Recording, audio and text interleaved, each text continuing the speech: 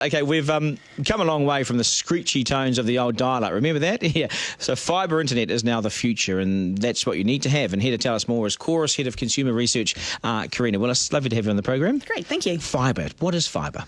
Well, fibre is the best possible broadband you can have.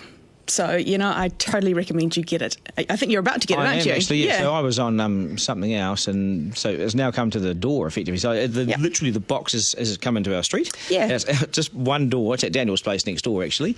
So how do we connect? So how do people connect? What's the sort of the process? So Chorus is rolling out fibre to the home. So what we're doing is that we're building a good infrastructure throughout the company, and then we're taking that from the street actually into your home. So we build it from the boundary to the outside of your house, and then we build it and bring it inside your house. Okay, so I want it in the shed as well. And I've got some nice hedges and stuff that I put in, a great cost a few years ago. So the hedges will stay. How do you get it in? I mean, what's the actual process? Do you dig it down? So there's lots of different ways. I think that the interesting thing about getting fibre installed is that it's so unique. No two houses in New Zealand are the same. So the way we have to install fibre is actually pretty different. So your house will be quite different from, say, Mark's house, for example. And I think that's why we have our process the way it is. So the technician will turn up to your house and they'll scope out your house, and with him you can create an installation plan about how you're actually going to get it down there. So it can come overhead, we can dig trenches. It really depends on your property. It's complicated for you guys, isn't it? I mean, you've run into so many problems and probably complaints. Well, we generally, most people get a good experience. You tend to hear about the bad ones, unfortunately, but the majority of people get a really good experience.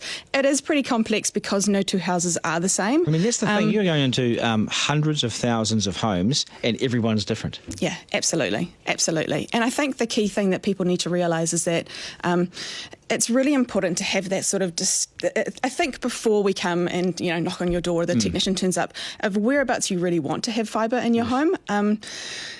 Why does that? Does it matter because in one room it might be stronger than another? Is that going to happen? Absolutely. And I think you want to get fibre, or the ONT, which is the white fibre box with the flashy lights. You want to get it put into the room where you're going to use it the most. I think a lot of people don't really think about that, and they get it put through to a bedroom, and then they complain there's flashy lights going on and it's keeping them awake. So really think about where you want your box.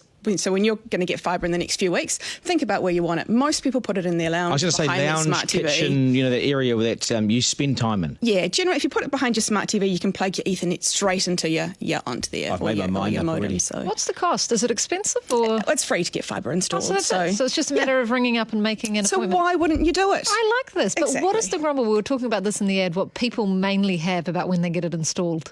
I think the key thing that people are surprised about is that we're actually going to have to maybe drill a hole in your wall.